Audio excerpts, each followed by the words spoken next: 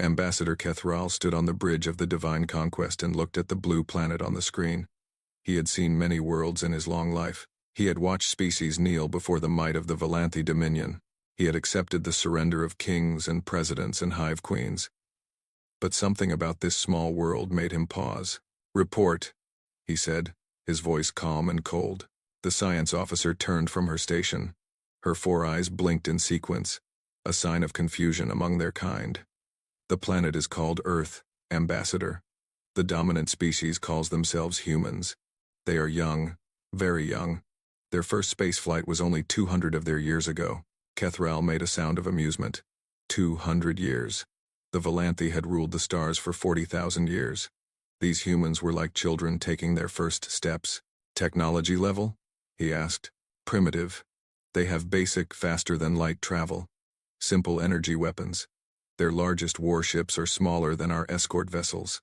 The science officer paused. "Ambassador, they should not be a problem. Our fleet could destroy their entire military in less than a day." Kethral nodded slowly. Behind his ship, 300 warships of the Volanthi Dominion waited in formation. Each ship carried enough firepower to burn a continent. Together, they had conquered 17 star systems. They had never lost a battle. "Open a channel," Kethral commanded. "Let us introduce ourselves to these humans." The communication officer worked at his station. A moment later, he looked up with surprise on his face. "Ambassador, they are already hailing us. They detected our arrival and have been waiting for us to speak." This was unusual. Most primitive species panicked when they saw a Volanthi fleet. They ran or hid or sent desperate messages begging for mercy. But these humans had simply waited. "Put them through," Kethral said. The main screen changed. A human female appeared. She had dark skin and white hair, and she sat in a simple chair in a simple room. She did not look afraid. She did not look impressed. She looked at Kethral the way one might look at an unexpected guest who had arrived at dinner time. "I am Ambassador Kethral of the Volanthi Dominion," he announced. "Rulers of 17 star systems. Masters of the Outer Rim. We have come to offer your species a place in our great empire." The human woman nodded slowly. "I am Secretary General Chen Wei of the United Earth Government. Welcome to our solar system. We noticed your fleet 3 days ago when you entered our sensor range." Kethral felt a small flicker of surprise. 3 days? Their sensors had detected the fleet from that distance? He pushed the thought aside. It did not matter. Technology could not overcome numbers. "You understand why we are here," Kethral said. It was not a question. "I believe so," Chen Wei replied. "You have come to conquer us, to add Earth to your empire, to take our resources and use our people as servants or soldiers." Kethral appreciated her directness. "You understand the situation clearly. This is good. It will make things easier. If you surrender now, we will be merciful. Your people will serve the Dominion, but they will live. If you resist." He let the threat hang in the air. Chen Wei was quiet for a moment. She seemed to be thinking carefully about her next words. When she spoke, her voice was calm and steady. "Ambassador Kethral, I must ask you a question. In your 40,000 years of conquest, has any species ever said no to you?" The question was so unexpected that Kethral almost laughed. "Many have tried to resist. All have failed. The Dominion is supreme. This is the natural order of the galaxy." "I see," Chen Wei said. "Then let me be clear, Ambassador. Earth says no." Silence fell on the bridge. Every officer turned to stare at the screen. Kethral felt his 4 hearts beating faster. This tiny species, with their primitive ships and their young civilization, was refusing the Dominion? "You do not understand what you are saying," Kethral said slowly. "Look at your sensors. Count our ships. We have 300 warships in your system. Your entire fleet numbers less than 50 vessels. This is not a negotiation. This is an offer of mercy." Chen Wei smiled. It was a small smile, almost sad. "Ambassador, I have a message for you from the people of Earth. It is very simple. Go home. Leave our system. Do not return. If you do this, no harm will come to you or your fleet." Kethral stared at her.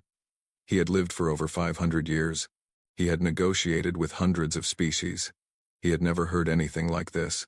"Is this a joke?" he demanded. "Are you trying to buy time? Do you think reinforcements will save you? We have no reinforcements coming. Chen Wei said. We need none. I am giving you a warning, Ambassador. A final warning. Take your ships and go home. Tell your masters that Earth is not available for conquest. Tell them to find easier prey. Kethral felt anger rising in his chest. This human was insulting him, insulting the Dominion, insulting 40,000 years of glorious history. Very well, he said coldly. You have chosen death for your species. When we are finished, there will be nothing left of your civilization but ashes and memories. End transmission. The screen went dark. Kethral turned to his officers. They were all watching him, waiting for orders.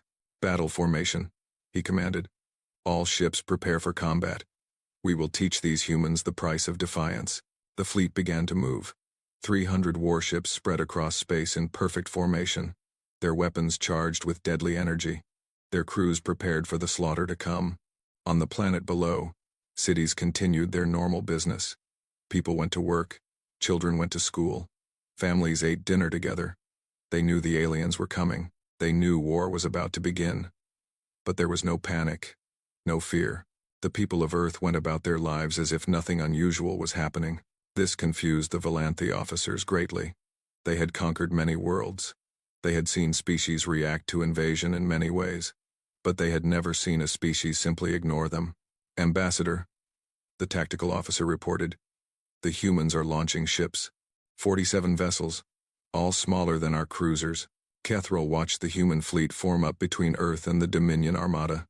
It was like watching insects prepare to fight a fire. Brave, perhaps, but utterly hopeless. Destroy them, Kethral ordered. The Divine Conquest fired first. A beam of concentrated plasma crossed the distance between the fleets in seconds. It struck the lead human ship directly, and did nothing. Kethral leaned forward in his command chair. Report. Why is that ship still there? The weapons officer was frantically checking his instruments. I do not understand. Ambassador. The beam hit the target. Full power. It should have vaporized the ship completely. But our sensors show. No damage. None at all. Fire again, Kethral commanded. All forward batteries. The Divine Conquest unleashed its full firepower.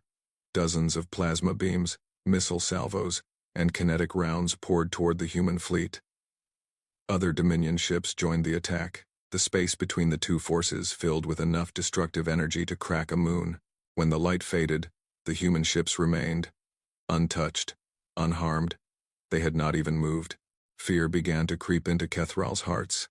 This was impossible. This was against everything he knew about physics and warfare. No shield could stop that much firepower. No armor could survive such an assault. Ambassador, the sensor officer shouted. The human ships are moving. They are coming toward us. The human fleet advanced. They moved slowly, almost casually, closing the distance between themselves and the Dominion Armada. As they flew, a transmission came through on all frequencies. It was Secretary General Chen Wei again.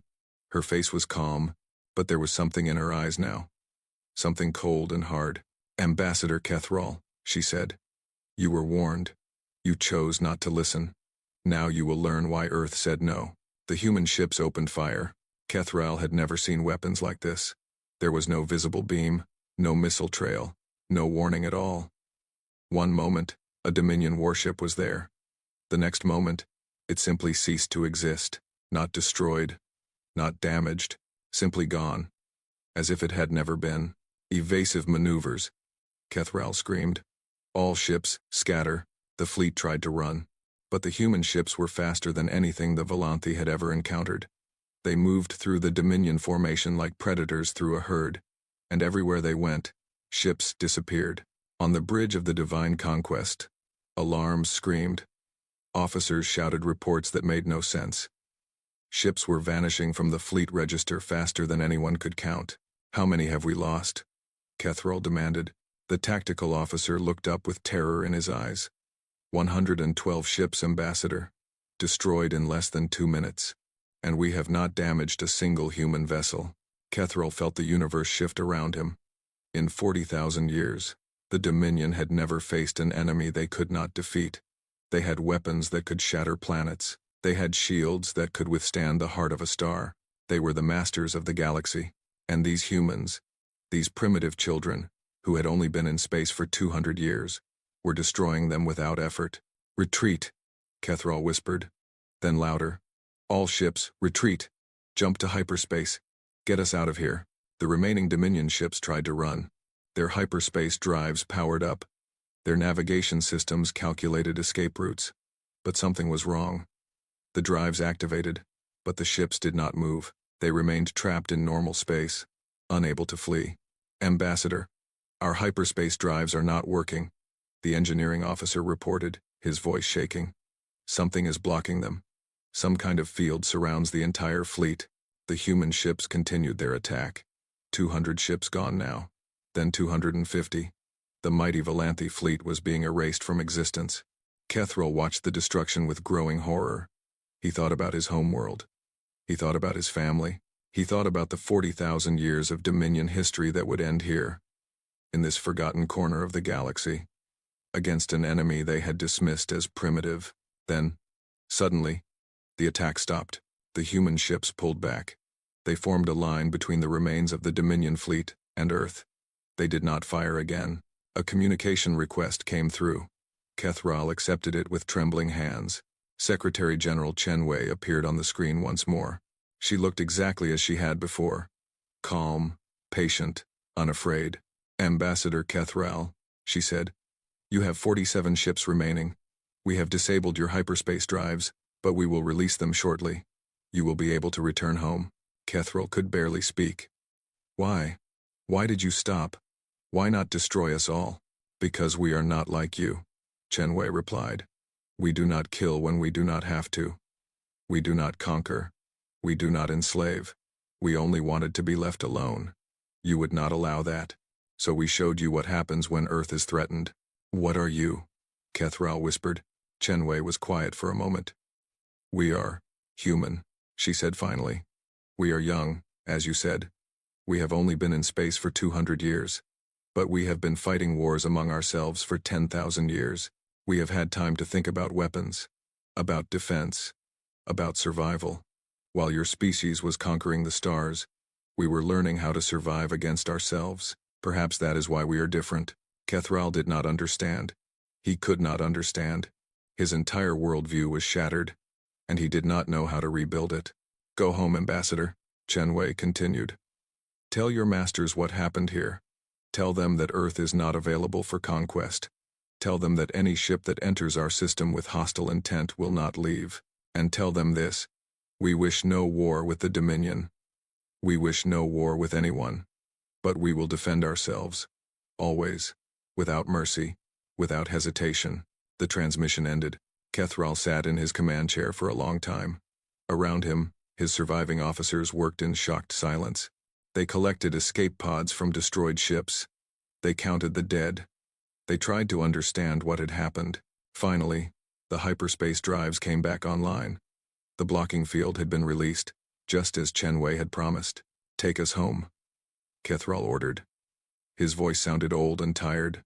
The 47 surviving ships of the Valanthi fleet limped into hyperspace. They left behind the wreckage of 253 warships. They left behind the bodies of over 2 million soldiers. They left behind their pride, their certainty, their belief in Dominion supremacy. The journey home took 3 weeks. During that time, Kethral barely left his quarters. He spent hours staring out the window at the streaming lights of hyperspace. He thought about the human woman, Chen Wei. He thought about her calmness, her patience, her complete lack of fear. She had known. From the very beginning, she had known how the battle would end. She had tried to warn him. She had given him a chance to leave peacefully, and he had refused, because he could not imagine that a primitive species could defeat the mighty Dominion. When the fleet finally reached the homeworld, Kethral was summoned before the High Council. He stood in the great chamber where so many conquered species had knelt in surrender. He told his story. He showed the recordings from the battle. He described the weapons that could make ships simply disappear. The council listened in growing silence. When Kethral finished, no one spoke for a long time. Finally, the first among equals, the ruler of the entire Dominion, rose from his throne. He was ancient, over 2,000 years old, and he had seen the empire grow from a single planet to 17 star systems. He had never known fear in his long life, but fear was in his eyes now. "What do you recommend, Ambassador?" the first among equals asked. Kethrall took a deep breath. "I recommend that we never contact Earth again. I recommend that we declare their entire region of space forbidden. I recommend that we forget they exist and hope they forget about us." Murmurs of disbelief filled the chamber. The Dominion did not run from anyone. The Dominion did not hide from anyone. The Dominion was supreme, but the first among equals nodded slowly. "I agree," he said. "Send word to all our territories. The Sol system is forbidden. Any ship that approaches that region will be considered lost. The humans are not to be disturbed." 1 month later, a message reached Earth from the Valanthi Dominion. It was brief and formal. It acknowledged the misunderstanding during first contact. It expressed hope for peaceful relations in the future. It formally recognized Earth's sovereignty over its solar system and all surrounding space for a distance of 500 light-years. Secretary General Chen Wei read the message in her office. She smiled slightly and put it aside. There was other news that morning. News from across the galaxy. News about a great empire that had been humiliated by a primitive species. News about humans and their mysterious weapons. News about a small blue planet that had said no to the masters of 17 star systems. The Galactic Senate convened for the first time in 400 cycles. Representatives from hundreds of species gathered to discuss a single topic: the humans of Earth. "What do we know about them?" asked the Senate Speaker. "Very little," admitted the chief intelligence analyst. "They are young. They are small. They have only 47 warships. And they destroyed over 250 Valanthi vessels in less than 30 minutes. Fear spread through the Senate chamber. The Valanthi were not the strongest power in the galaxy, but they were among the strongest. If humans could destroy them so easily, what chance did anyone else have? "What do they want?" someone asked. "Unknown. They have made no demands. They have not attempted to expand beyond their system. They simply asked to be left alone." The Senate debated for days. Some wanted to send their own fleets to test human defenses. Some wanted to offer alliance and friendship. Some wanted to declare the entire region around Earth as forbidden space and pretend the humans did not exist. In the end, they decided to wait and watch. They sent probes to the edge of human space. They listened to human communications. They studied everything they could learn about this strange young species. And slowly, a terrible realization began to spread through the galaxy. Something dangerous lived in the Orion Arm. Something that even the mightiest empires could not defeat. Something that had looked at the masters of the galaxy and simply said no. The humans were not interested in conquest. They did not seem interested in power or territory or domination. They only wanted to be left alone. But no one believed that would last forever. Sooner or later, the humans would turn their eyes outward. Sooner or later, they would want more. And when that day came, the galaxy would change forever. 3 years had passed since the Valanthi disaster. The galaxy had watched and waited. Spy probes circled at the edge of human space. Intelligence agencies collected every scrap of information they could find. Scientists studied the recordings from the battle again and again, trying to understand the weapons that had destroyed an entire fleet. But the humans did nothing.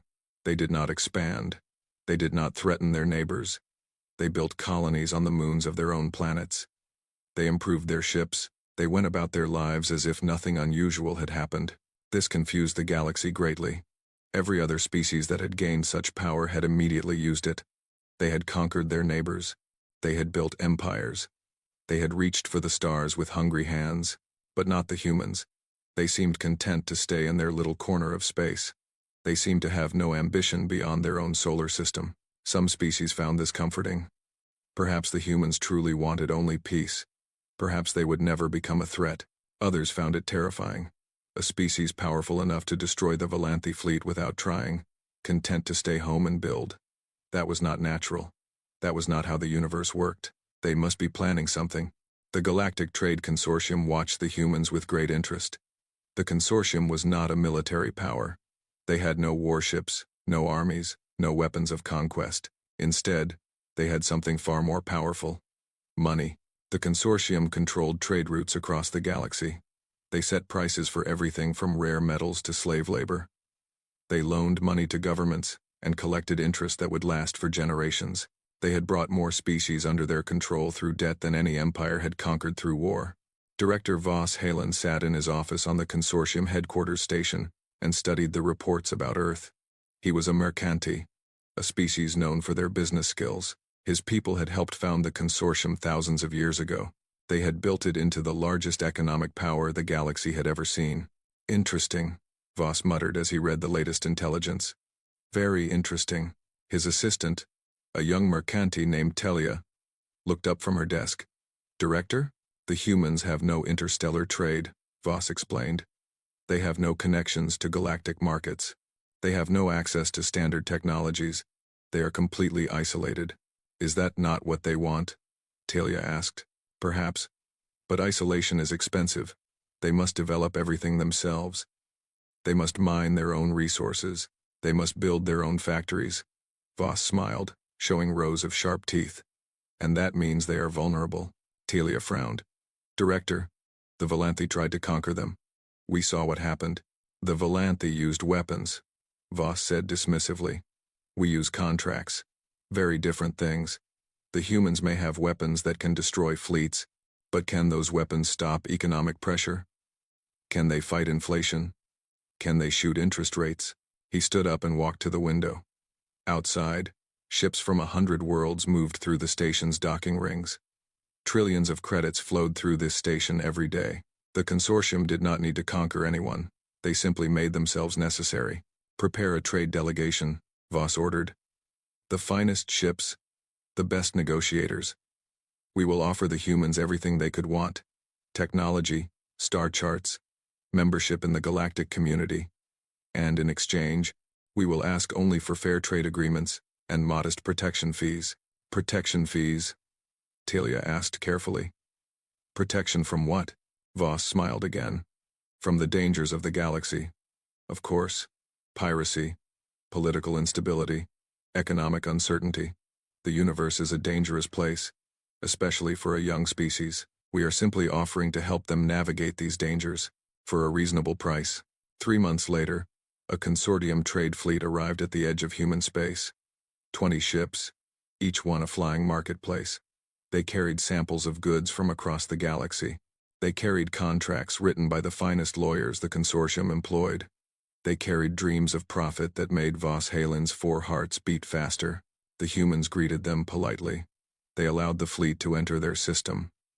They welcomed the consortium representatives to Earth. Director Voss Halen himself led the delegation. He stepped off his shuttle onto a landing pad in a city called Geneva and looked around with interest. The city was pleasant enough. Trees lined the streets. People walked to work or rode in vehicles that floated above the ground. It was all very primitive by galactic standards, but not unpleasant. A human woman waited to greet him. She was tall and thin, with gray hair and eyes the color of steel. She wore a simple blue suit and carried no visible weapons. Director Halen, she said, extending her hand. Welcome to Earth. I am Trade Minister Sarah Okonkwo. Voss took her hand carefully. He had studied human customs. A handshake was a greeting, a sign of good faith. He found the gesture oddly intimate. Thank you, Minister, he replied. The consortium is honored to begin negotiations with your species. Over the next several weeks, the negotiations proceeded. Voss was impressed by the humans. They were smart and careful. They asked good questions. They understood the value of what the consortium was offering. They also asked questions that made Voss uncomfortable. Tell me about the Volanthi Dominion, Minister Okonkwo said one afternoon. They were sitting in a conference room overlooking a lake. Sunlight sparkled on the water. Before they attacked us, what was their relationship with the consortium? The Volanthi are valued customers, Voss replied carefully. They purchase goods from consortium markets. They borrow money for their military operations. And when they conquer a new species, what happens? The consortium helps integrate the new territory into the galactic economy. We establish trade routes. We provide loans for reconstruction. We help the conquered species become productive members of society. Productive members, Okonkwo repeated. What does that mean exactly? Voss shifted in his seat. It means they contribute to the galactic economy. They provide labor. They pay their debts. And if they cannot pay their debts, then arrangements are made. Assets are transferred. Labor contracts are extended. Voss was sweating now. This was not how these negotiations usually went. Most species were so grateful for consortium attention that they signed whatever contracts were put in front of them. Director Hallen, Okonkwo said quietly, would you say that the consortium profits from war and conquest? I would say that the consortium provides necessary services during times of transition, and those services include loans at high interest to conquered peoples who have no choice but to accept. The interest rates are determined by risk assessment. Newly conquered populations are a higher risk. Okonkwo nodded slowly. She did not seem angry. She seemed thoughtful. This worried Voss more than anger would have. Let me tell you a story, Director, she said. Long ago, before humans went to space, there were organizations on Earth that worked much like your consortium. They loaned money to desperate people. They charged high interest. They took everything when the debts could not be paid. Do you know what we called them? Voss shook his head. Loan sharks. Predators. Criminals. Okonkwo's voice was still calm, still polite. We made laws against them. We protected people from their practices. We understood that some forms of business are simply wrong. Minister, I assure you that the consortium operates within all galactic laws. Laws that the consortium helped write, Okonkwo observed. Laws that protect consortium interests. Laws that allow the consortium to profit from the misery of others. She stood up and walked to the window. For a long moment, she looked out at the lake in silence. Director Halen, I have a proposal for you. Not the proposal you came here hoping for. Something different. Voss felt his hearts beating faster. I am listening. Earth will trade with the consortium. We will buy your technologies. We will study your star charts. We will learn everything you can teach us about the galaxy. Excellent, Voss began, reaching for his contracts. I am not finished, Okonkwo said. We will buy these things, but we will not sell anything in return. We will not take your loans. We will not pay your protection fees. We will not become a part of your economic empire. That is not how trade works, Voss protested. It is how our trade will work, Okonkwo replied. We will pay fair prices for what we want, but we will not owe you anything. We will not be obligated to you in any way. Take it or leave it. Voss stared at her. In all his years as a trade negotiator, no species had ever made such a proposal. It was absurd. It was insulting. It was not how the galaxy worked, but he remembered the Volanthi fleet. He remembered the recordings of ships simply vanishing into nothing. He remembered the fear in the eyes of the first among equals. I will present your proposal to the Consortium Council, he said finally. The council debated for weeks. Many wanted to reject the human offer entirely. Who were these primitives to dictate terms to the consortium? But others pointed out that human money was still money. Human technology sales would still bring profit. And perhaps, in time, the humans would realize they needed more from the consortium. Perhaps they would become more reasonable. In the end, the council accepted the human terms. Trade began between Earth and the consortium. What happened next shocked everyone. The humans learned fast, terrifyingly fast.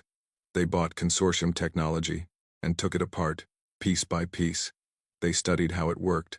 They improved it. Within 6 months, they were building their own versions that were better than the originals.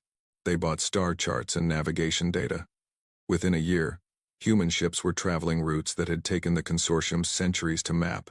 They bought manufacturing equipment. Within 18 months, human factories were producing goods that matched consortium quality at half the price. Director Voss Halen watched the reports with growing horror. This was not how it was supposed to work. New species were supposed to become dependent on consortium products. They were supposed to need consortium expertise. They were supposed to fall deeper and deeper into consortium debt until they had no choice but to do what they were told. The humans had broken the system. They had taken what they needed and used it to become stronger. They had not become dependent on anyone. This is impossible, Voss complained to Telia one evening. No species develops this fast. It takes thousands of years to reach their level of technology. They have done it in less than 2. Perhaps they were always capable, Telia suggested. Perhaps they simply lacked the knowledge, not the ability. Voss slammed his hand on his desk. They are cheating somehow. They must be. No one can learn this fast, but the humans were not cheating. They were simply human. They had brains that evolved to learn new things quickly. They had cultures that valued innovation and creativity. They had a history of solving impossible problems through sheer stubbornness and determination. And now they had galactic technology to study. 3 years after the first trade deal, Earth announced that they were closing their markets to consortium goods. They no longer needed to buy technology. They could make everything themselves. The same day, the human government announced that all consortium assets in the solar system were being nationalized. The consortium trading stations, the warehouses, the data centers that had been built in Earth orbit. All of it now belonged to humanity. They cannot do this, Voss screamed when he heard the news. This is illegal. This violates the trade agreements. He pulled up the contracts and began reading through them, searching for the clause that would allow the consortium to demand compensation. He found nothing. The human lawyers had been very careful. Every word had been chosen with precision. Every clause had been written to protect human interests. The consortium had been beaten at their own game. Director, Tilia said quietly, there is more. More? What more could there possibly be? The humans are building a fleet. Not warships, trading vessels. They are planning to establish their own trade routes through the galaxy. They are planning to compete with us. Voss felt the blood drain from his face. Competition. The consortium had not faced real competition in 3,000 years. They had always been able to buy out or destroy any rivals. But the humans could not be bought. And they certainly could not be destroyed. We must stop them, Voss said. We must find a way. But there was no way. The consortium sent lawyers to argue their case before the Galactic Senate. The humans sent their own lawyers, who argued better. The consortium tried to impose trade sanctions. The humans simply traded with species who wanted access to their technologies. The consortium tried to spread rumors about human products being dangerous or unreliable. The humans released independent testing data that proved their products were superior. Every move the consortium made, the humans countered. Every scheme failed. Every plan collapsed. And the humans kept building. They established trade relationships with species the consortium had exploited for centuries. They offered fair prices and fair terms. They did not charge protection fees. They did not demand interest on loans. They simply traded, honestly and openly. Species that had been drowning in consortium debt found new options. They could sell their goods to humans and pay off their obligations. They could buy human products without going deeper into debt. They could escape the trap that had held them for generations. The consortium empire began to crumble. Not through war or violence, but through simple economics. The humans offered something better, and the galaxy chose them. Director Voss Halen was called before the consortium council to explain his failures. He stood in the great chamber where he had once celebrated countless victories and looked at the angry faces of his colleagues. How did this happen? The council chairman demanded. We sent you to turn the humans into customers. Instead, they have become competitors. They have stolen our technologies, our markets, our clients. Explain yourself. Voss had no explanation. He had done everything correctly. He had followed all the standard procedures. The humans should have become dependent on the consortium, like every other species before them. The humans are different, he said finally. They do not respond to our methods. They learn too fast. They adapt too quickly. They cannot be controlled through debt or dependency because they refuse to be dependent on anyone. Then find another way, the chairman ordered. Use force if you must. Voss shook his head. We have no force to use. The consortium has no military. We have always relied on others to provide that. And after what happened to the Volanthi, no one will attack Earth on our behalf. No one. The council fell silent. For the first time in 3,000 years, they faced a problem they could not solve with money. They faced an enemy they could not buy or bankrupt. They faced a species that played by different rules. Then what do we do? The chairman asked quietly. We adapt, Voss replied. We learn from them. We become better. Or we die. The consortium did not die, but it changed. Over the following decades, it reformed its practices. It stopped the predatory loans. It lowered its interest rates. It began offering fair trade terms to all species. It had no choice. The humans were competing with them, and the humans were winning. The only way to survive was to become more like them.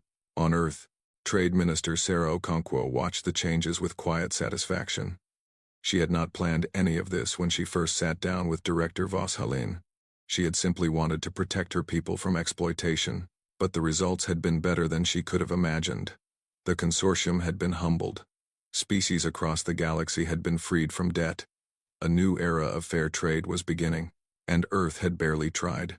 A message arrived from the Galactic Senate. It was a formal complaint filed by the consortium, accusing Earth of unfair trade practices. The irony was not lost on Okonkwo. She filed the message without responding. There were more important things to worry about. Human ships were now traveling throughout the galaxy. Human goods were being sold on 100 worlds. Human ideas about fairness and freedom were spreading like fire through dry grass. The galaxy was changing. The old powers were weakening. The oppressed were finding their voices. And at the center of it all, one small blue planet continued to grow stronger, not through conquest, not through war, simply by offering something better. Some species called it the human trade revolution. Others called it the beginning of the end for the old order. But on Earth, they called it something simpler: good business. And they were just getting started. In the halls of the Galactic Senate, representatives whispered to each other about the humans. They had watched the Valanthi fleet destroyed. They had watched the consortium humiliated. They were beginning to wonder what the humans would do next. Whatever it was, they were certain of one thing: the galaxy would never be the same. The humans had looked at the masters of the stars and refused to kneel. They had looked at the engines of economic exploitation and broken them. They had looked at the way things had always been done and simply said no, and no one could stop them. The Krethax hive mind had existed for longer than most species could imagine. It had no beginning that anyone remembered. It had no history that anyone had recorded. It simply was, and it had always been. A billion years of hunger stretching back into the darkness of time. The hive mind was not like other species. It did not negotiate. It did not trade. It did not form alliances or sign treaties. It only had one purpose: to feed. It moved through the galaxy like a plague, consuming everything in its path. Entire civilizations had been devoured. Countless worlds had been stripped to bare rock. The hive mind took everything and left nothing behind. No one knew how many Krethax there were. Billions. Trillions. Perhaps more. Each one was small, no larger than a human hand. They looked like insects with too many legs and mouths full of needle teeth. Individually, they were nearly mindless. But together, connected through the hive mind's vast consciousness, they became something terrible. The hive mind had noticed the humans. It had watched the Valanthi fleet burn. It had observed the consortium's humiliation. It had seen this small species from a small planet defy the powers of the galaxy. And it had felt something new, something it had not felt in a very long time: interest. The hive mind did not fear the humans. It had existed for 1 billion years. It had consumed species with weapons far more advanced than anything the humans had shown. It had survived threats that made the Valanthi fleet look like toys. Whatever the humans could do, the hive mind was confident it could survive. But there was something else. Something about the humans that drew the hive mind's attention. They were small, like the Krethax. They had evolved on a single world, like the Krethax. They had spread across their star system and were beginning to reach for others, like the Krethax had done long ago. In a strange way, the hive mind saw something familiar in humanity, something that reminded it of its own ancient past. Perhaps that was why it decided to devour them. Perhaps it wanted to consume that familiar spark. Perhaps it was simply hungry. The hive mind began to move toward Earth. Human deep space sensors detected the swarm 3 months before it arrived. At first, the operators thought their equipment was malfunctioning. The readings made no sense. They showed millions of contacts moving through space in perfect formation, then tens of millions, then hundreds of millions. When the full scope of the swarm became clear, even the most experienced officers felt fear. "How many?" Admiral Chenwei asked. She had been Secretary General during the Valanthi attack, but she had since returned to military service. She preferred the simplicity of warfare to the complexity of politics. "We cannot get an exact count," her sensor officer replied. "The swarm is too dense, but our estimate is between 5 and 7 billion individual organisms." Chenwei was silent for a long moment. The Valanthi had brought 300 ships. The humans had destroyed them easily. But this was something different. This was not a fleet. This was a living tide, vast beyond imagination. "What do we know about them?" she asked. "They are called the Krethax. They are controlled by a single consciousness called the hive mind. They have been active in the galaxy for at least 1 billion years. In all that time, no species has ever successfully defended against them. They simply overwhelm everything through numbers. Weapons? Each individual organism can spit a highly corrosive acid. In sufficient quantities, it can eat through any known material. The swarm as a whole can also generate electromagnetic pulses that disable technology. Chenwei nodded slowly. This was bad. Very bad. The weapons that had destroyed the Volanthi fleet were designed for ship-to-ship combat. They could erase a warship from existence, but they could not fire fast enough to stop billions of individual organisms. "Get me a connection to Earth Command," she ordered. "We need to have a conversation about Project Prometheus." Project Prometheus had been born in the years following the Volanthi attack. Human scientists had studied the weapons that had saved Earth, trying to understand how they worked. What they found had terrified them. The weapons were not human. Not entirely. They had been discovered, buried deep beneath the ice of Antarctica, in a structure that was at least 300 million years old. Someone had visited Earth long before humans evolved. Someone had left behind technology that defied everything humanity understood about physics. Human scientists had spent decades studying the alien devices. They had learned to activate some of them. They had learned to aim them, but they did not understand how they worked. The principles behind the weapons were simply beyond human science. Project Prometheus was the effort to change that. The best minds on Earth had been brought together to unlock the secrets of the ancient technology. They had made progress. Slow and painful progress. They had learned things about the universe that challenged everything they believed. And they had built new weapons. Weapons based on principles they barely understood. Weapons that could do things that should have been impossible. Now, with the Krethak swarm approaching, those weapons would be tested for the first time. Admiral Chenwei stood on the bridge of the human flagship, the Earth's Resolve, and watched the swarm approach. On the display screens, it looked like a dark cloud spreading across the stars. Billions of organisms moving with a single purpose, coming to consume everything she loved. "All stations report ready," her executive officer announced. "Project Prometheus is online and awaiting your command." "What exactly are we activating?" Chenwei asked. She had been briefed on Project Prometheus, but the scientists had struggled to explain their work in terms she could understand. "The scientists call it a reality anchor," the XO replied. "It creates a field that stabilizes the laws of physics. Within the field, certain things become possible that should not be possible anywhere else." Such as moving stars." Chenwei turned to stare at her XO. "Moving stars? You mean actual stars, like our sun?" "Yes, Admiral.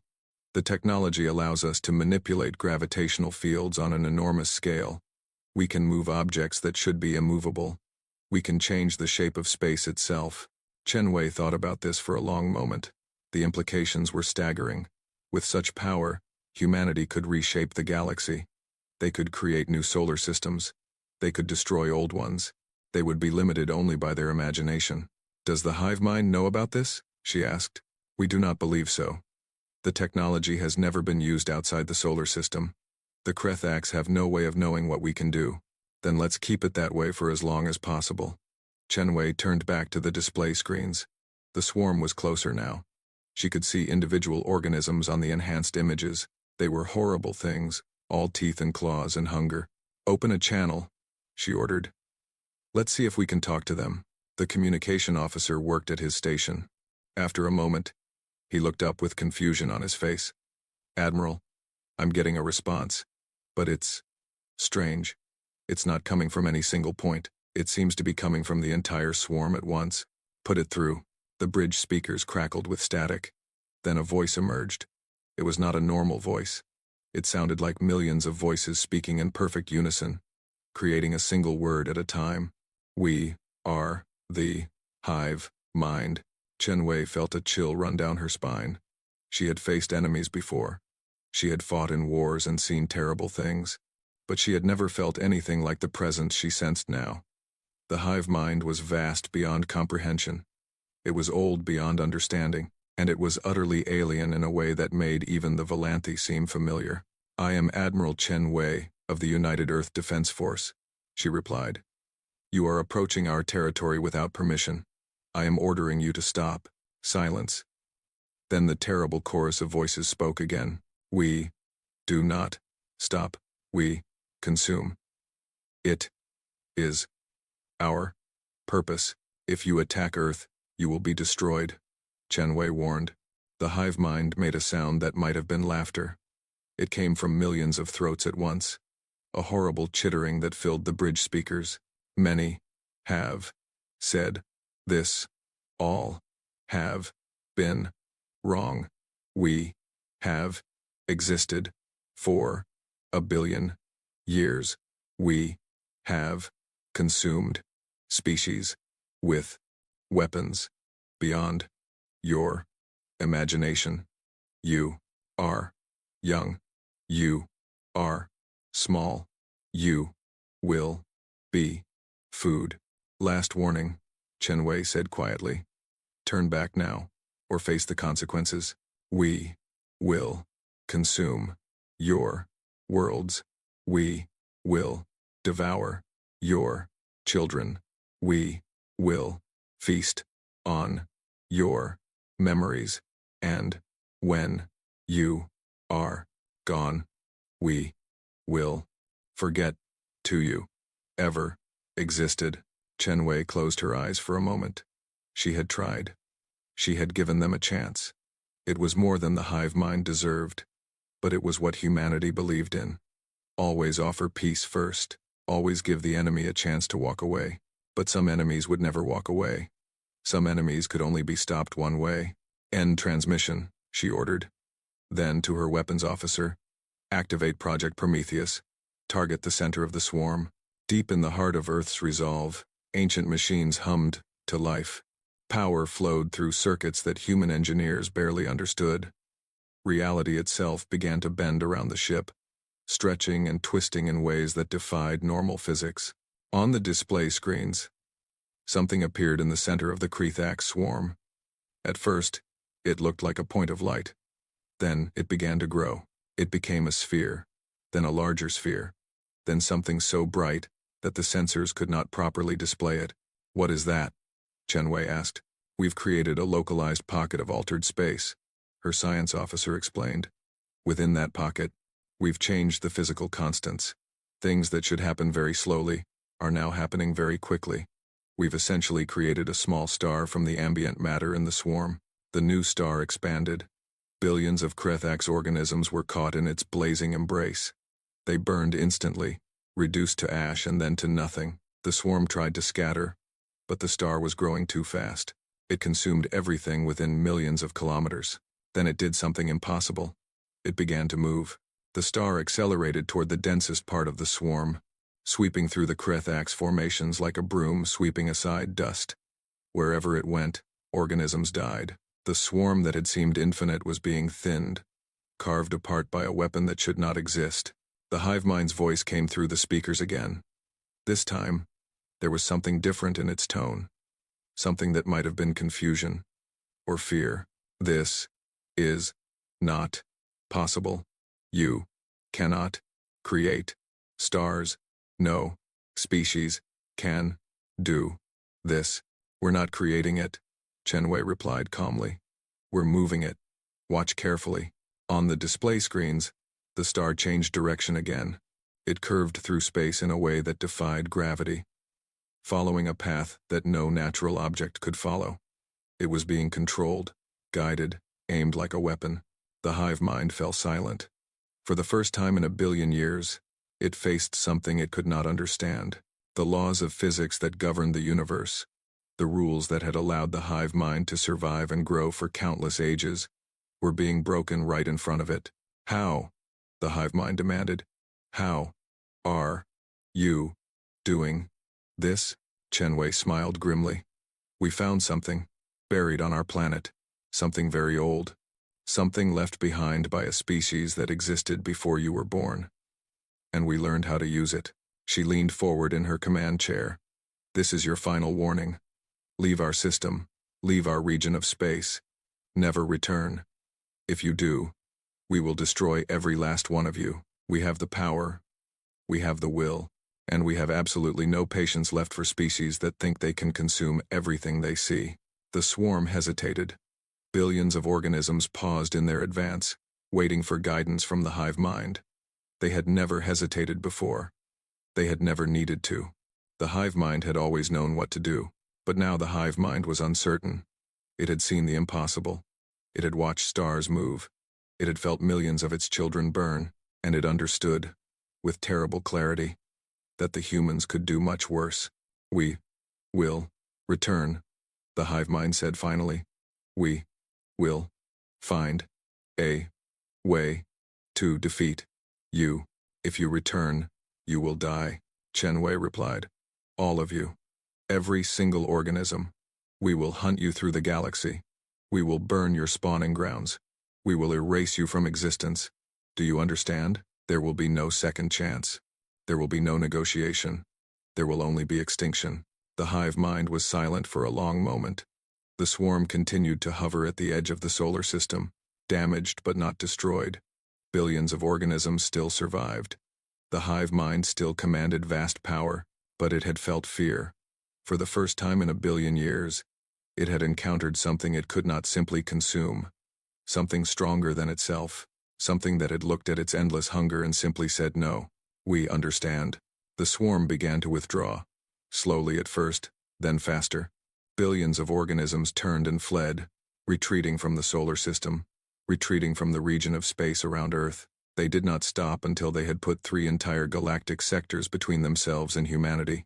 On the bridge of Earth's resolve, Admiral Chen Wei watched them go. Her hands were shaking slightly. She had not shown it during the confrontation, but she had been terrified. The hive mind was vast and ancient and powerful. If Project Prometheus had not worked, if the weapons had failed, humanity would have been devoured. But the weapons had worked. The humans had won. Stand down from battle stations, she ordered. Begin recovery operations for any damaged ships, and get me aligned to Earth. The government needs to know what happened here. The news spread across the galaxy faster than any ship could travel. The Krethak's hive mind, the terror of 1,000 civilizations, had been turned back by the humans. Not just turned back, humiliated. They had fled from a species that had only been in space for 2 centuries. Intelligence agencies across the galaxy scrambled to understand what had happened. They studied the sensor data, transmitted by spy probes. They analyzed every scrap of information they could find. What they discovered terrified them. The humans had moved a star. They had created matter from nothing. They had bent the laws of physics to their will. This was not advanced technology. This was something else entirely. This was power on a scale that no known species possessed. The Galactic Senate convened an emergency session. Representatives from hundreds of species crowded into the great chamber, shouting over each other, demanding answers. What are they? Someone cried. How can they do these things? They are not natural, another voice insisted. No species evolves this kind of power. They must have found something. Someone must have given them this technology. Does it matter? A third representative asked quietly. Whatever the source of their power, they have it. And they have shown they are willing to use it. What do we do now? No one had an answer. The galaxy had never faced anything like this. The old powers had always been able to contain any threat through force or economics or politics. But the humans could not be contained. They had weapons that defied understanding.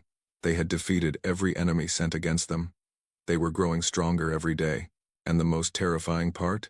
They still showed no interest in conquest. They had not demanded territory from the Volanthi. They had not tried to destroy the consortium. They had not pursued the hive mind as it fled. They simply defended themselves and went back to their lives. What did that mean? What were they planning? What would they do when they finally decided they wanted more?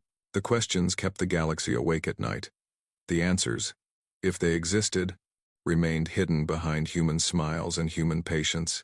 On Earth, life continued as normal. People went to work, children went to school, families gathered for meals and holidays. The crisis was over, and most humans simply moved on with their lives. But in secret facilities around the world, scientists continued their work on Project Prometheus.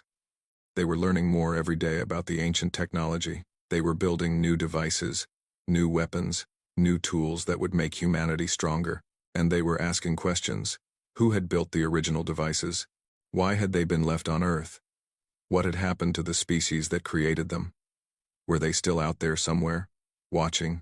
The answers remained elusive. But the humans kept searching. They kept learning.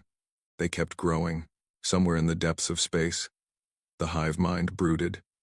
It had fled from Earth, but it had not forgotten. It was old and patient, and very, very hungry. Perhaps, given enough time, it would find a way to overcome the humans. Perhaps it would discover the secret of their power. Perhaps it would return, but not today, not tomorrow, not for a very long time. The humans had earned their place among the stars. They had faced the greatest terror the galaxy had ever known and stood their ground. They had shown the universe that humanity was not to be trifled with. And this was only the beginning. 20 years had passed since the hive mind fled from Earth. The galaxy had changed in ways that no one could have predicted. The old powers still held their thrones, but their grip was weakening. Something new was rising, and it bore a human face. It began quietly. A human colony here, a trade agreement there. Nothing that seemed threatening. Nothing that demanded attention from the great empires and federations that ruled the stars. The first colony was established on a world called New Haven, 300 light-years from Earth. It was a small world, barely habitable, circling a dim red star. No one else wanted it. The humans settled it anyway, building domed cities and underground farms. Within 5 years, New Haven was thriving. Then came New Hope, then Frontier, then Horizon. Human colonies spread through the galaxy like seeds scattered by the wind. They appeared in forgotten corners of space, on worlds that other species had dismissed as worthless. The humans did not care. They built homes wherever they could find room. The Galactic Senate watched with growing unease. Human expansion was not aggressive. The humans did not take territory from other species. They did not demand tribute or submission. They simply settled empty worlds and minded their own business. But the pattern was troubling. The humans were everywhere now. Their ships traveled the trade routes. Their merchants sold goods on 100 worlds. Their language was becoming the common tongue of commerce. Without firing a shot, without threatening anyone, humanity was becoming one of the most widespread species in the galaxy. Senator Vethka of the Olani Collective studied the expansion maps with worried eyes. The Olani had been a major power for 10,000 years. They controlled 40 star systems and commanded fleets of thousands of warships. But looking at the maps, Vethka felt something she had never felt before. Uncertainty. They are surrounding us, she said to her advisors. Not with weapons, with colonies, with trade routes, with influence. They pose no military threat, one advisor replied. Their fleet is still small compared to ours. Is it? Vethka asked sharply. We saw what they did to the Volanthi. We saw what they did to the hive mind. Do you really believe their fleet is as small as it appears? The advisor had no answer. They are building something, Vethka continued. Not an empire. Something else. Something we do not understand. And by the time we figure out what it is, it may be too late to stop them. She was right to be worried. The humans were building something, but it was not what any of the old powers expected. It started with the Talani. They were a small species, only 3 colonies, living under the oppressive rule of the Volanthi Dominion. For centuries, they had served as laborers and soldiers for their masters. They had no rights. They had no hope. They existed only to serve. Then a human merchant ship arrived at their world. The captain, a woman named Maria Santos, spent a week trading goods and learning about the Talani. What she learned made her angry. This is wrong, she told her crew. These people are slaves in everything but name. The Volanthi take everything they produce and give nothing back. What can we do about it? Her first officer asked. We cannot fight the Dominion. No, Maria agreed. But we can help the Talani fight for themselves. She began smuggling. Not weapons, ideas. Books about human history. Stories about revolutions and freedom movements. Guides to organizing resistance. Information about legal systems and rights and democracy. She gave the Talani something they had never had before. Knowledge. Other human merchants did the same on other worlds. They visited the oppressed and the forgotten. They shared stories and information. They planted seeds of change wherever they went. The old powers did not notice at first. What harm could a few books do? What threat could ideas pose to empires that had lasted for thousands of years? But ideas are dangerous things. They spread from mind to mind, growing stronger with each generation. They cannot be killed with weapons or stopped with walls. They are the most powerful force in the universe. On Talani Prime, A young leader named Kethri read the human books and dreamed of a different future. He organized meetings in secret. He spread the ideas to others.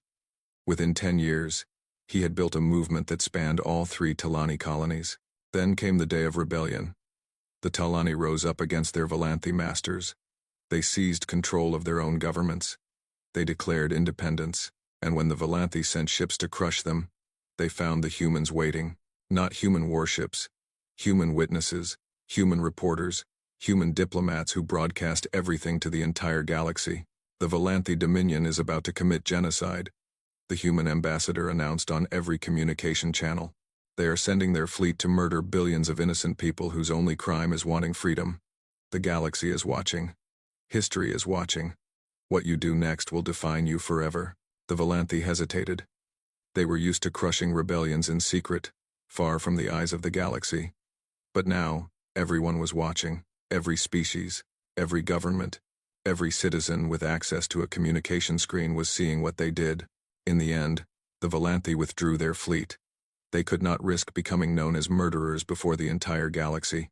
The Talani won their independence without a single shot being fired, and the humans had shown what they could do without using any of their terrible weapons. They had used something far more powerful: the truth. The same pattern repeated across the galaxy. Oppressed species learned about freedom. They organized, they resisted, and when their masters came to crush them, the humans were there, watching and recording and broadcasting. The old powers began to panic. Their empires were built on exploitation. They needed slave labor and tribute, and fear to survive. But fear was fading. The oppressed were learning that they did not have to submit. They were learning that there was another way. The Galactic Senate held emergency meetings almost every month now. The great powers accused each other of weakness. They blamed each other for failing to stop the humans. They proposed military action, economic sanctions, diplomatic isolation. Nothing worked. The humans were too popular. Too many species saw them as heroes. Any attack on humanity would unite the galaxy against the attacker. We cannot fight them directly, Senator Vethka admitted during one heated debate. They are too strong, and too many species support them. We must find another way. What way? Demanded a Volanthi representative. They are destroying everything we have built. Every day, more species join their side. Every day, we grow weaker, while they grow stronger. We destroy them from within, Vethka replied. We send assassins. We sabotage their ships. We spread lies about them. We turn their allies against them. The plan was approved unanimously. The old powers would work together for the first time in history to destroy their common enemy. They would use every tool at their disposal. Spies, saboteurs, propaganda, murder, whatever it took to stop the humans. The first assassination attempt came 3 months later. A bomb was planted on a human colony ship carrying families to a new settlement. 3,000 people died, including 600 children. The galaxy waited for the human response. Surely, now the humans would unleash their terrible weapons. Surely, now they would burn the worlds of those responsible. Instead, the humans announced an investigation. They tracked the bomb to a Volanthi intelligence agent. They presented their evidence to the Galactic Senate. They demanded justice through legal channels. The Volanthi denied everything. The Senate refused to act. The humans' allies were outraged, but the old powers had enough votes to block any resolution. 3 weeks later, the Volanthi agent who had planted the bomb disappeared. His body was never found. Neither were the bodies of his 3 supervisors, his commanding officer, or the 7 politicians who had approved the operation. No one knew how the humans had done it. There were no witnesses, no evidence, no traces. The Volanthi officials simply vanished one night and were never seen again. A message arrived at the Volanthi capital the next morning.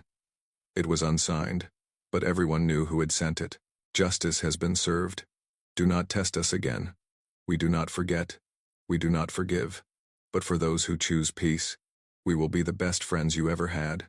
The assassination attempt stopped. The sabotage stopped. The old powers pulled back, terrified of what the humans might do next. But the humans did not attack. They did not invade. They simply continued what they had been doing all along: building, helping, spreading ideas of freedom and justice wherever they went. The coalition of free worlds formed quietly, without announcement or ceremony. It began as a loose alliance of species that had been freed from oppression. They traded with each other. They defended each other. They shared technology and resources and ideas. The humans did not lead the coalition. They did not want to. Instead, they served as advisors and protectors. They offered their help to anyone who wanted it and asked for nothing in return. Within 5 years, the coalition had grown to include over 200 species. Many of them had been slaves or subjects of the old powers. Now they were free, independent, and growing stronger every day. The Galactic Senate watched the coalition with fear. Here was the threat they had always worried about. The humans were not building an empire for themselves. They were building an alliance that could challenge the entire established order. We must act now, Senator Vethka urged. Before it is too late. We must unite our forces and destroy the coalition while we still can. With what forces? Another senator asked bitterly. Half our client species have joined the coalition. Our armies are half the size they were 20 years ago. And even if we gathered everything we had, could we defeat the humans? Could we even slow them down? No one answered. They all knew the truth. The humans had changed the game. Military power meant nothing when your subjects refused to fight. Economic strength meant nothing when everyone traded with your enemies. The old powers still held their thrones, but their kingdoms were crumbling beneath them. On Earth, the human government met to discuss the future. The old leaders had given way to new ones, but the policy remained the same: help others, ask nothing in return, and never compromise on justice. President David Okonkwo, the grandson of Trade Minister Sarah Okonkwo, studied the reports from across the galaxy. The coalition was growing. The old powers were weakening. Everything was going according to plan. But there was a problem. The Senate is preparing something, his intelligence director reported. We do not know what exactly, but all the major powers are involved. They are pooling resources, sharing intelligence, coordinating in ways we have never seen before. A military strike? Okonkwo asked. Possibly.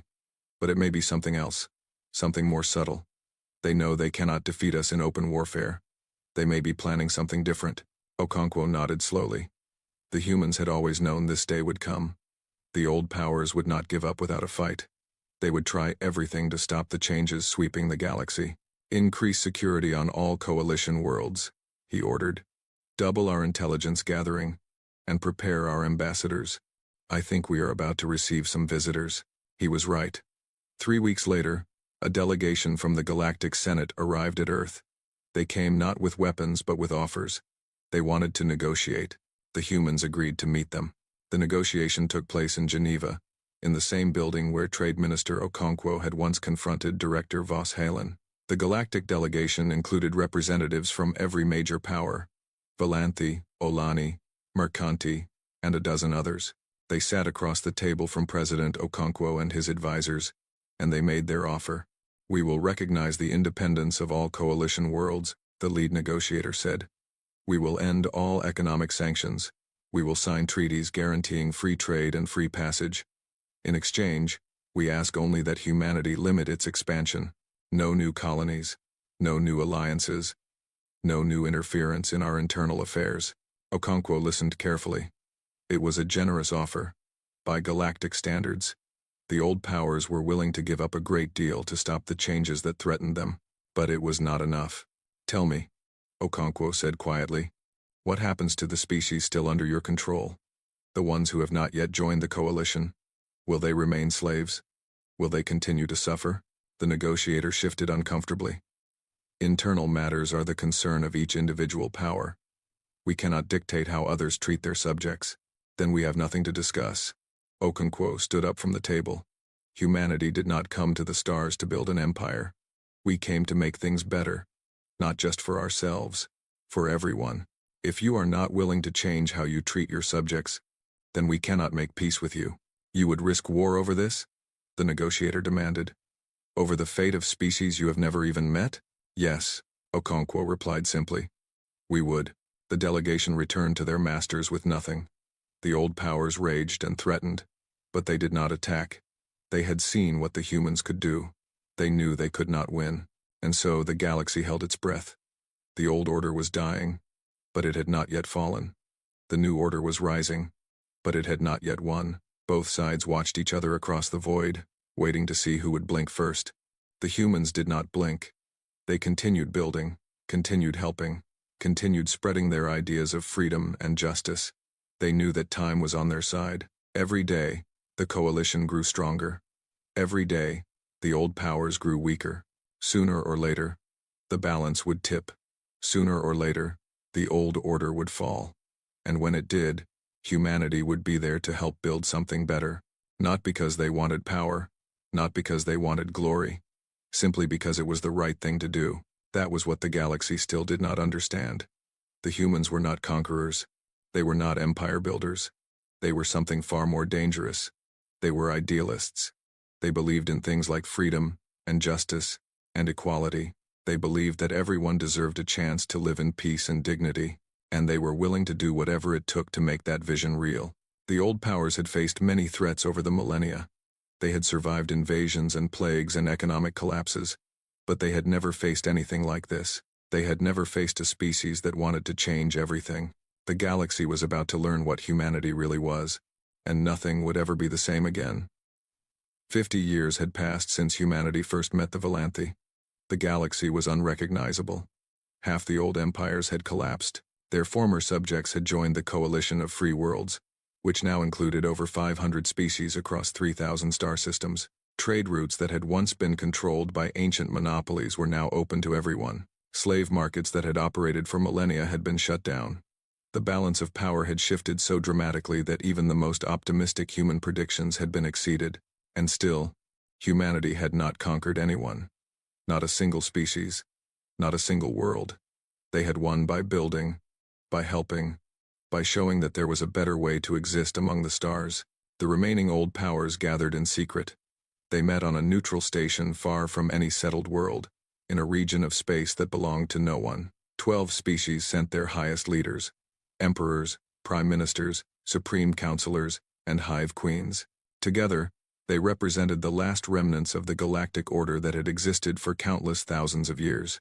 Senator Vethka of the Olani, now ancient and tired, looked around the chamber at her fellow rulers. She had spent her entire career fighting the humans. She had watched every strategy fail. She had seen everything she believed in crumble to dust.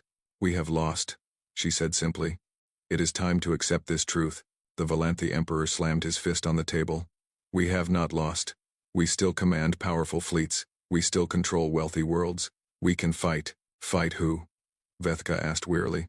"Fight the humans? We saw what happened to your fleet. We saw what happened to the hive mind, and that was 50 years ago. 50 years of human advancement. Do you think they have grown weaker since then? Then we fight the coalition," the Emperor insisted. "The humans protect them, but they cannot protect everyone at once. We strike their allies, force the humans to spread themselves thin. And then what?" a Mercanti trade lord asked. "Even if we won, what would we gain? Burned worlds and dead populations. The very subjects we hope to reclaim would be destroyed in the fighting." The chamber fell into bitter silence. They all knew the truth, even if they did not want to say it out loud. The old ways were finished. The question was not whether they would fall, but how. Vethka spoke again. "There is only one option left. We go to the humans and surrender. Not on a battlefield. At a negotiating table, we offer them everything they want, and we hope they are merciful." "Surrender?" the Emperor spat. "The Volanthi do not surrender. We have never surrendered in 40,000 years. Then the Volanthi will be the first to fall," Vethka replied coldly. "The rest of us will make peace while we still have something to offer." The debate continued for 3 days. Some refused to accept the reality of their situation. Others could not imagine a galaxy where they were not supreme. But in the end, necessity won over pride. The old powers agreed to send a delegation to Earth. They would ask for terms. The delegation arrived in human space 3 weeks later. 12 ships, each one carrying the most powerful ruler of its species. They were escorted by human warships through the solar system, past the colonies on Mars and the stations around Jupiter, until they reached Earth itself. President Maria Chen greeted them on the surface. She was the great-granddaughter of Admiral Chen Wei, who had turned back the hive mind half a century before. She had her ancestors' calm eyes and patient smile. She was 73 years old, and she had spent her entire life preparing for this moment. "Welcome to Earth," she said as the delegation stepped off their shuttles. I hope your journey was comfortable. The Valanthi Emperor looked around at the blue sky and green trees with barely concealed contempt. This small world, with its primitive beauty, had brought the mightiest empires in the galaxy to their knees. He could not understand how. We have come to discuss terms, he said stiffly. Then let us discuss them, President Chen replied. She led them to a conference hall that had been prepared for the occasion. It was a simple room, with windows overlooking a garden. There were no symbols of power, no displays of wealth, no reminders of human military might. Just comfortable chairs and a table with water and refreshments. The delegates took their seats. President Chen sat across from them, with her advisors arranged behind her. She did not look triumphant or arrogant. She looked the way she always looked, kind, patient, and utterly certain of what she wanted. Senator Vethka spoke first. President Chen, we have come to acknowledge reality. The old order is dying. We cannot stop the changes sweeping the galaxy. We ask only for mercy. Spare our peoples. Allow us to maintain some dignity. We will give you whatever you want. What do you think we want? Chen asked quietly. The delegates looked at each other in confusion. This was not how negotiations usually worked. The victor made demands. The defeated agreed or faced destruction. That was how it had always been done. We assumed you would want territory, Vethka said. Resources, tribute, perhaps revenge for the wrongs we have done. We want none of those things, Chen replied. The confusion deepened. Then what do you want? Name your price. Take our territories. Accept our surrender. Just tell us what will make you stop. President Chen reached into her coat and withdrew a slim document. She placed it on the table in front of the delegates. It was written in simple language, translated into every major galactic tongue. This is what we want, she said. Not territory, not wealth, not revenge. Just this. Senator Vethka picked up the document with trembling hands. She read the title aloud. The Universal Charter of Sentient Rights. Read it, Chen encouraged. Take your time. The delegates read. The document was not long, but every word carried weight. It established basic rights for all sentient beings, regardless of species.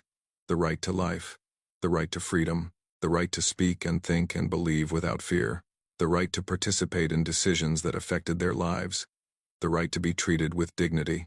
This is impossible, the Valanthi Emperor said flatly. Our empire is built on hierarchy, on service, on the proper order of species. If we implement this charter, everything falls apart. Your empire is already falling apart, Chen replied. This charter does not destroy anything. It simply recognizes what has already become true. The oppressed will no longer submit. The slaves will no longer serve. You can fight this reality, or you can accept it, but you cannot change it.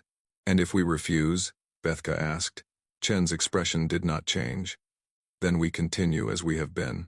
We help the oppressed. We shelter the refugees. We spread ideas of freedom wherever we go. Eventually, your empires collapse entirely, and your peoples are left to rebuild without any guidance or protection. She paused, letting the implications sink in. Or, she continued, you sign the charter. You begin reforms. You treat your subjects as equals, instead of servants, and in exchange, humanity offers something we have never offered anyone before. Partnership, full access to our technology, full membership in the coalition, full protection against any external threat. You would share your weapons? The Valanthi Emperor leaned forward, suddenly interested. The weapons that destroyed our fleet? The weapons that turned back the hive mind? Not weapons, Chen corrected. Technology. Medicine that can cure any disease. Energy systems that can power worlds forever. Construction methods that can build habitats in the void of space. We have developed wonders that could benefit every being in the galaxy. But we will not share them with empires built on suffering. The delegates were silent. They had come expecting demands for tribute and territory. Instead, they were being offered something far more valuable, but with conditions that challenged everything they believed. How do we know you will keep your word? Vethka asked. How do we know you will not use this charter to weaken us, then conquer us when we are vulnerable? Chen smiled gently. Senator, if we wanted to conquer you, we would have done it 50 years ago. We have the power. We have always had the power. We could have burned your worlds. enslaved your peoples, built an empire greater than any the galaxy has ever seen. We chose not to. We chose to help instead. We chose to build instead. We chose to wait until you were ready to change. Why?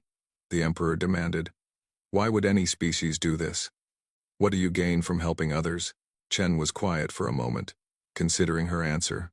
When she spoke, her voice was soft but clear. Long ago, before we reached the stars, humans nearly destroyed ourselves. We had wars that killed millions. We had technologies that could have ended all life on our world. We came within a hair's breadth of extinction, more than once. But somehow, we survived. We learned. We grew. She looked at each delegate in turn, meeting their eyes. What we learned was this: the only way to truly win is to help everyone else win too. Empires built on oppression always fall. Economies built on exploitation always collapse. Only cooperation, only mutual benefit, only genuine respect for others leads to lasting prosperity. We did not come to the stars to repeat the mistakes of our past. We came to build something better, something that would last. A beautiful philosophy, the Emperor said, his voice dripping with contempt.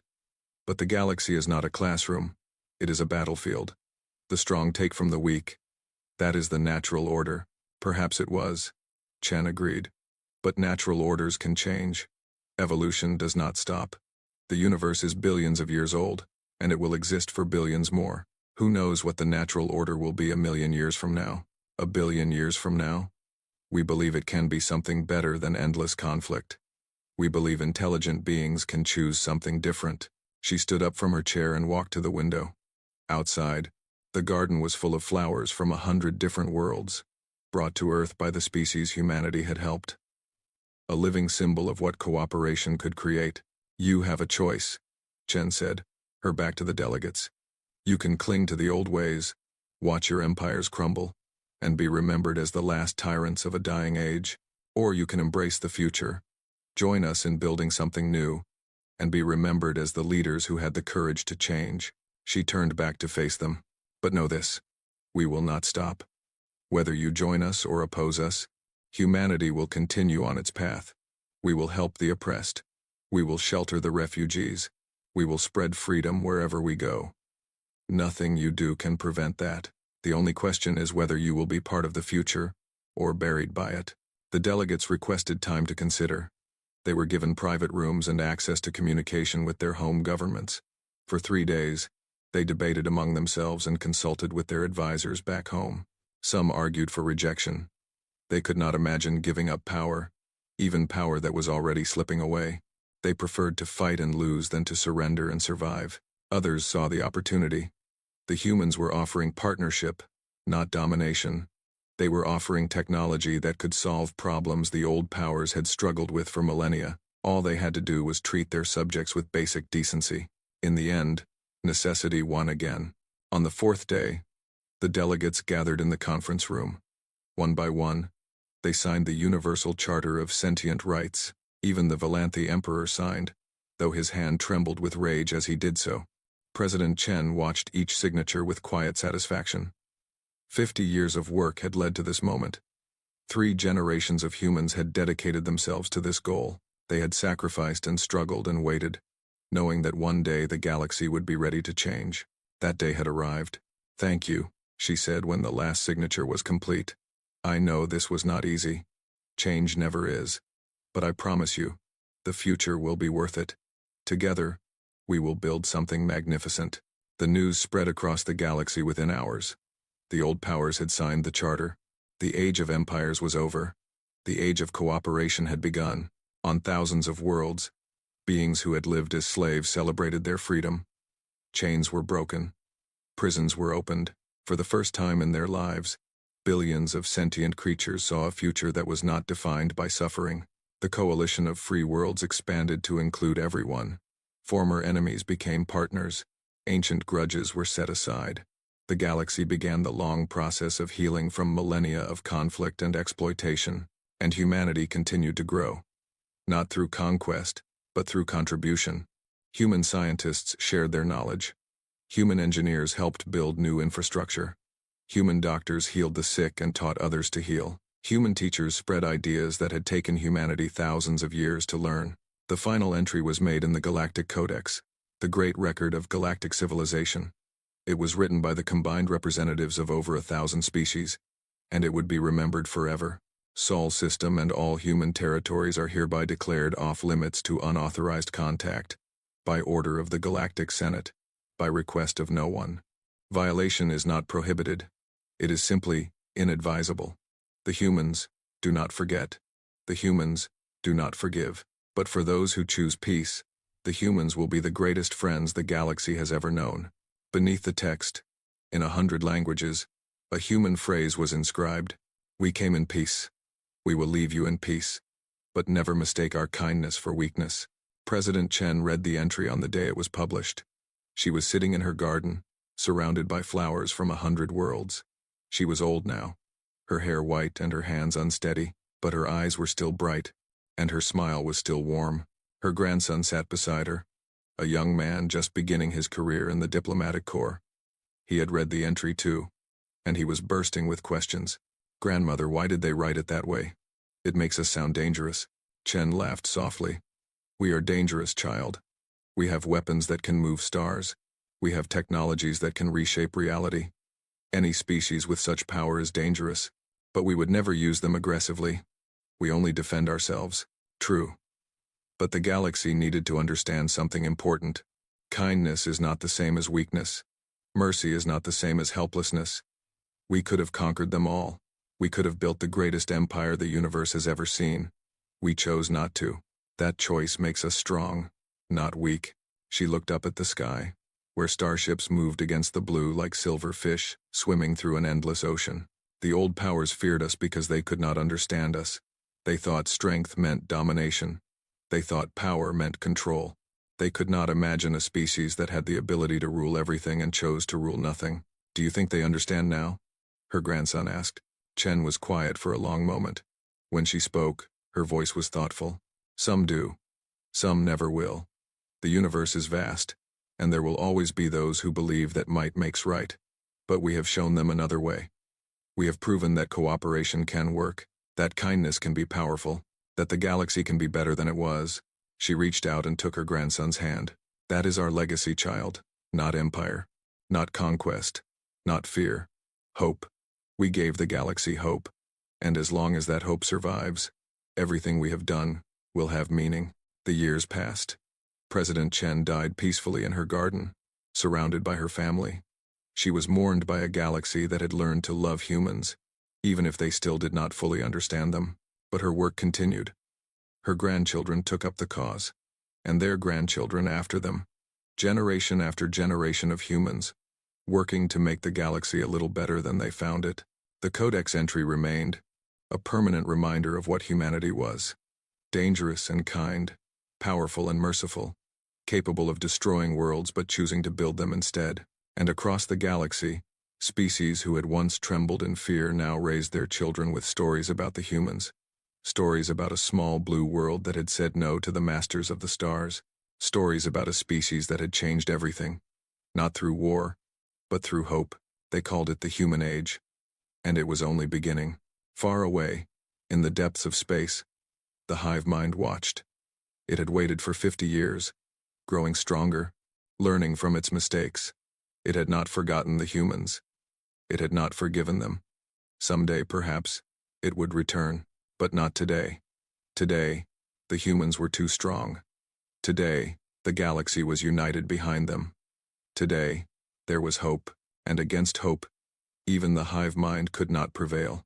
The stars burned on, as they always had and always would. Civilizations rose and fell. Species were born and died. The universe continued its endless dance of creation and destruction. But on one small blue world, circling an ordinary yellow star, something special had happened. A species had reached for the stars and found something greater than power. They had found purpose, to help, to build, to hope. That was humanity's gift to the galaxy, and it would never be forgotten.